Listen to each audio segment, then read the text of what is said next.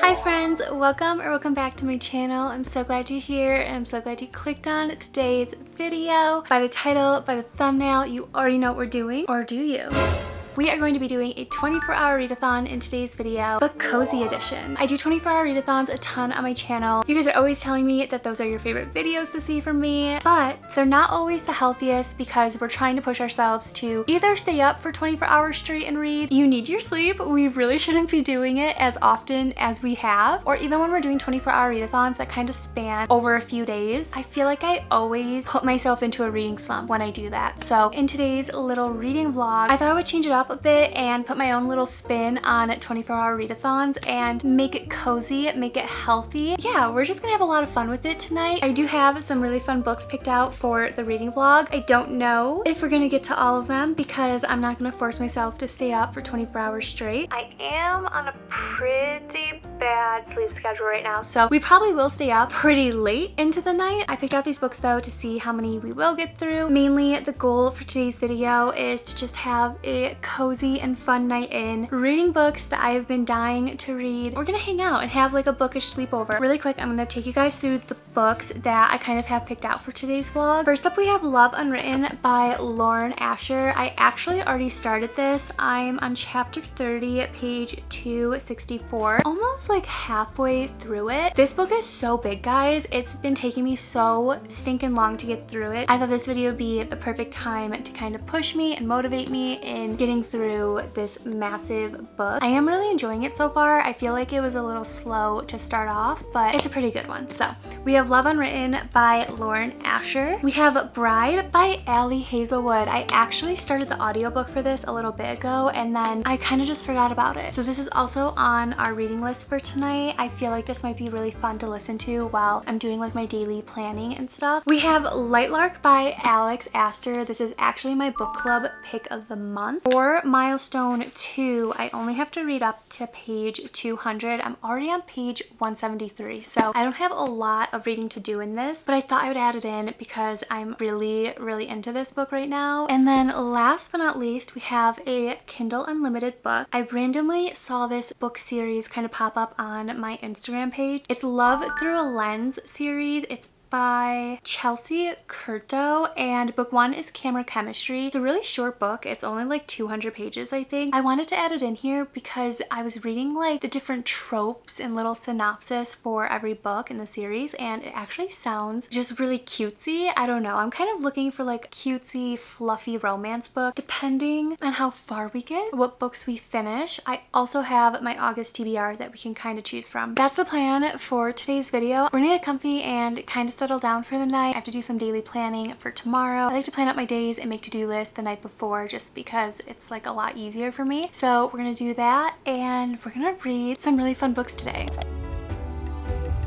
My drink of today's reading vlog is the classic grape Olipop. I'm actually obsessed with these guys. They are so good. They basically have prebiotics, botanicals, and plant fiber in them. I also have a little bowl of Cheez-Its in here as my snack. Before we hop into our cozy 24-hour readathon, we're gonna do some planning. I like to plan out my days every single day. I like to make to-do lists, and I just find that it really helps me stay on track with the work I have to get done. It keeps me productive. I like to sit down around this time every night and basically plan out the next day. My best friend when it comes to making to-do lists, planning out my days, planning out my months is Akaflow, which is the sponsor of today's video. I'm actually really excited to be partnering with Akaflow because it is literally the best productivity app I have ever used. If you've never heard of Akaflow before, let me introduce you to your new favorite planning app. They're basically like a to-do list slash planner application. It takes your to-do list and emails from other applications and combines it into one big calendar for you. This has literally been the most amazing and helpful thing to ever happen to me because I keep to-do lists on so many different apps, guys. I keep them on Gmail and Notion, and Akaflow essentially takes my to-do list and my events from those two planning apps and combines it into one really aesthetically pleasing calendar. One of the best things about Akaflow though is that it allows you to time block your days, and this has probably been one of the best things to happen to me just because I'm able to look at my calendar and see what I have to get done for the day during what times. If you don't time block right now, I highly recommend it. It really helps improve your focus and productivity productivity, but it also kind of keeps you from procrastinating, which is something I'm very guilty of. I also really like that you can drag tasks from your inbox onto your calendar. This has been really, really nice. To help even more with optimizing your productivity, AccuFlow offers statistics. You're basically shown these stats that are based off of your workflow and shows you where you're spending the most time. You're able to look at your tasks, your schedule, and events. This just helps increase your productivity overall. There's also a really cool AI feature that keeps learning the more you use AccuFlow. It will automatically assign projects to your tasks for you that you've created in the past. There's also Gmail and Slack extensions available. You're able to pull your emails and events into AccuFlow and sort them in one place.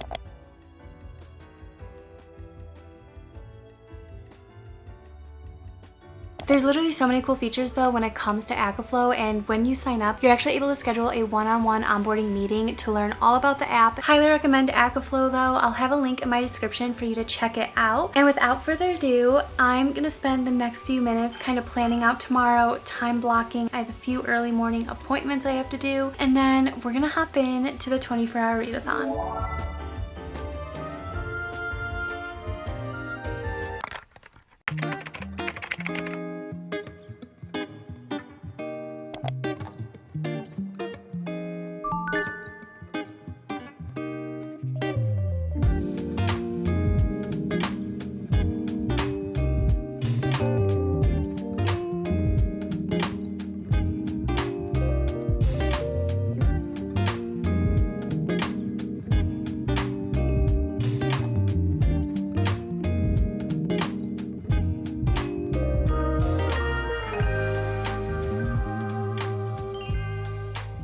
I'm currently making cinnamon rolls, and I've just been reading Love Unwritten by Lauren Asher. I'm on chapter 34, page 297. This book is so cute, guys. I honestly was so nervous going into it because obviously it's a bigger book. So I was like, okay, how much romance can we really do in a really big book like this? So I was super nervous going into it, and I just remember in Love Redesigned, I was really bored at times, but I have to say with this one, I'm not really feeling that way. I'm actually really interested in it. Our MMC though is a single dad, and our FMC is the nanny to his son. I really like that trope. One of my favorite books is Heartless by Elsie Silver. Very similar in that aspect of the single dad falling for the nanny. And ever since that book, I've just loved that type of trope. So I was super excited going into this because I knew it was going to be a romance with the nanny. Our FMC though is Ellie, and she is the nanny to Nico, but she also is like a musician. She writes a lot of music. Throughout the story so far, we've kind of just been watching her rediscover her love for music and songwriting. A lot of things happened in her past regarding music, so she kind of took a break from it, but we're watching her slowly fall in love with it again and kind of find her way with it. There have been some points throughout this though where it does kind of get on the heavier side and it gets very emotional at times. I feel like there's a lot of sensitive topics that are kind of talked about in this, and the way that we're kind of watching Ellie overcome like all of these dark things from her past has been really cool. Naturally, our MMC is a total grump, and one of my favorite parts of this book so far is Ellie actually keeps like a smile tracker and a laugh tracker, so anytime he laughs or smiles, she tracks it. It's been a running joke throughout the entire story. I love that so much because although it kind of frustrates him, it also is kind of lightening him up and making him not so grumpy. We're gonna keep going though. I feel like I'm finally at a point in the book where it's really starting to take off, especially in the romance department. The first half of it was a little bit on the slow side, but again, I wasn't bored with it, which I was really surprised about. I feel like we just learn so much about our main characters in the first half of this book, and I feel like I've been able to connect with them on so many different things. We have 4 minutes left on the cinnamon rolls, and then we are gonna keep going.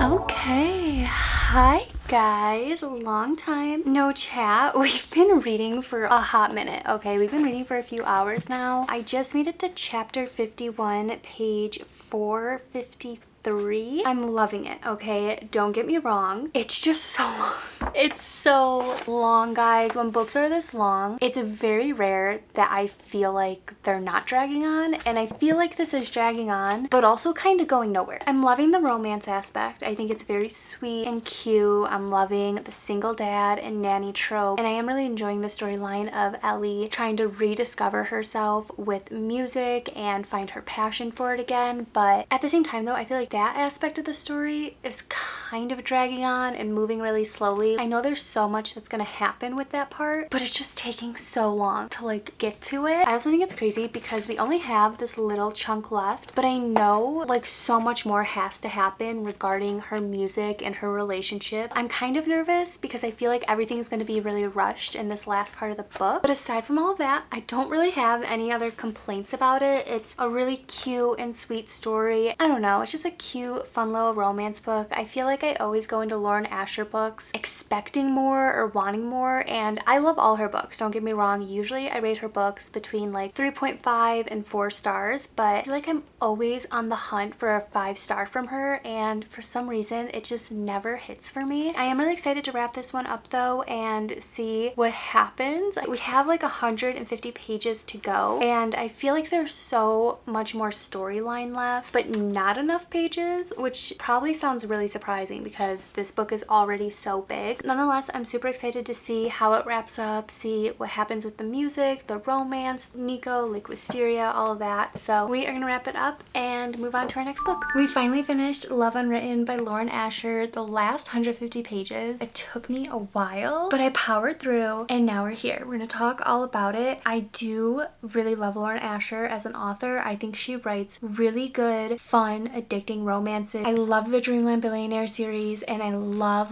the Dirty Air series. There is something about the Lakefront Billionaire series that is just, you know what, I'm gonna say it. I think the books are too long. I don't think this book should have been over 600 pages. I love the characters, I love the story, I love how she writes romance and how she writes about two people falling in love, especially when they're going through so much in their own personal lives. I just feel like 600 pages was a little bit too much for me, and it definitely was dragging on at some points. I was kind of getting bored at some moments, but I did really love the characters. I loved Ellie's story and journey. I think her storyline separated from the main one is very inspiring and empowering. The way she chases her dreams and, you know, the way she overcomes her fears. And again, there's like a lot of sensitive topics kind of covered in her own personal story that I feel like the way Lauren Asher wrote about it was very beautiful and very just real. Like, these things can happen to anybody. I loved the romance of the story. I thought it was very sweet. Do you think it took a long time to actually get there, and there were moments where I was like, okay, the slow burn is really slow burning. Nonetheless, I did really enjoy it. I loved Nico's character. He was just the sweetest and cutest little boy. I think watching his relationship with Ellie was so fun, but also watching how his relationship with his father kind of grew and healed throughout the story, because in the beginning they definitely are in like a rocky patch, and seeing them kind of heal together and grow together was just really beautiful. I think the overall storyline was really cool and fun. It was just a little too long. We're gonna hop in to our next read, and I'm super excited. I've kind of been going back and forth between Camera Chemistry and Bride by Ali Hazelwood. I think we're gonna read Bride by Ali Hazelwood just because I started it a few days ago as an audiobook, and I think I got like 3 or 4 chapters in, so I feel like that might be a really fun book to kind of read and cover in this video, especially because Ali Hazelwood is another one of my favorite authors. This is the Afterlight Special Edition, and these edges are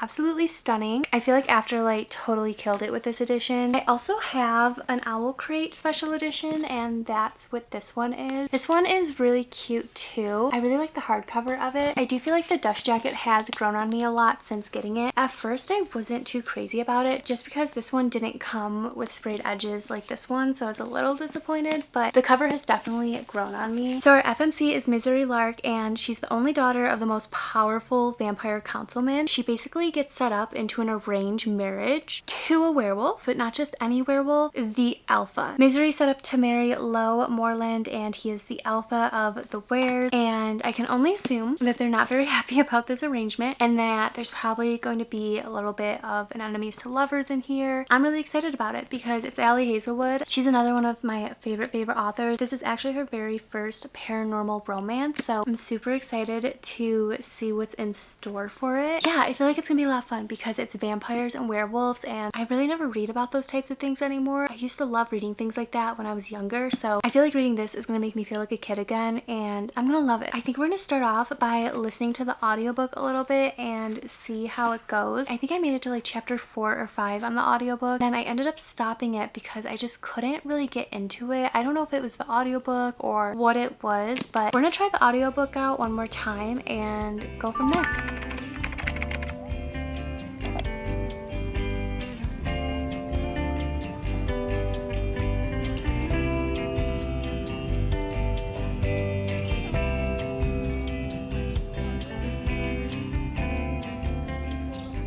Wow.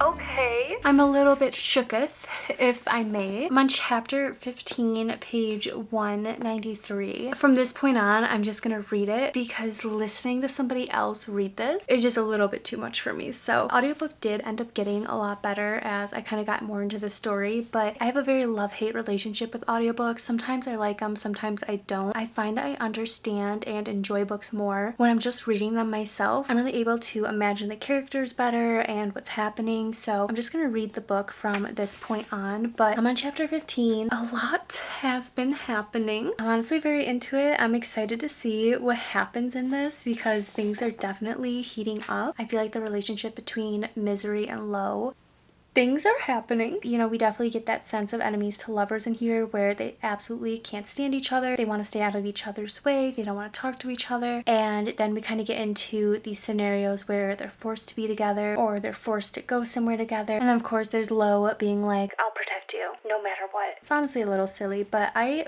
really like it so far. I feel like for it being her first paranormal type of romance, it's actually really good and it's really captivating. It's definitely keeping me on my toes. I have no idea what's going to happen. I honestly love that when it comes to reading. It's also honestly kind of giving me the same feeling from like when I was a kid reading and watching Twilight or like watching Teen Wolf. It's giving off the same vibes, guys, and I'm honestly here for it. I absolutely love it. I feel like after finishing this, I'm gonna have to go and watch Teen Wolf and rewatch Twilight again. So that's where I'm at. I'm about like halfway through this, which is actually crazy. We're gonna keep reading it though, see what happens with Misery and Lo and everything in between. I'm so excited. I'm trying to keep this spoiler free, but it's really hard not to just scream out everything that's happening right now.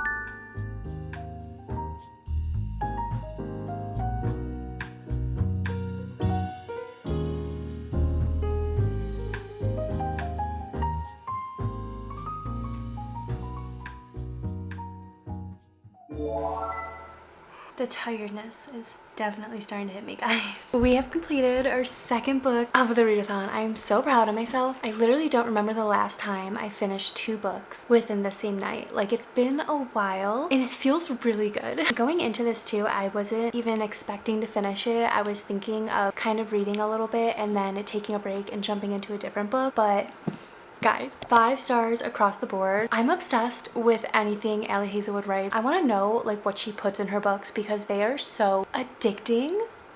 I'm obsessed with this. I honestly am in shock that so many people don't like this book, but at the same time, I kind of get it because it is very different from her normal romances. Compared to her other books, she really writes about girls who are in the STEM field. Obviously not about werewolves and vampires, but this book 8, guys, I am obsessed with it. I love Misery and Lo's story. I loved Misery. I think something that I really love about Ali Hazelwood in general as an author is that she always writes like the most badass female main characters. I fall in love with every character she writes. This was so good that like I want to reread it already. I'm not even kidding. I feel like this just gives me the same vibes as Twilight and Teen Wolf, but the adult version. I just loved it so much. I felt like a kid reading this because of the vampire and werewolf vibes. I feel like I don't see books like this a lot anymore, and I don't know why, because vampires and werewolves are so fun and I feel like they're classics to write about. If you have any good book recommendations that have vampires and werewolves in them, leave them down below for me, because I'm honestly craving another one now after reading this. I'm in shock. I really liked this. I've just seen so many people say that they didn't enjoy this book, and I'm really surprised. But again, it's so different from what she usually writes, so I kind of get it. I get why people who are fans of hers may not like this, because the kid in me loves vampires and werewolves like that. I feel like that's why I really enjoyed this. Allie Hazelwood literally gets me every time. So we've just finished our second book of the reading vlog. I'm not gonna be able to stop thinking about this book, guys. I'm literally obsessed with this. I'm not gonna lie, I am kind of getting a second wind right now, which is very common at this time of night. I will get a second wind and I'll be like, okay, let's pull an all-nighter. Even though I know I shouldn't and I know it's not good for me, I get this second wind at the same time every night. I'm like, okay, let's go do something fun. I'm ready to stay up all night. And then it will hit like 4 a.m. and I crash so hard and I get so cranky.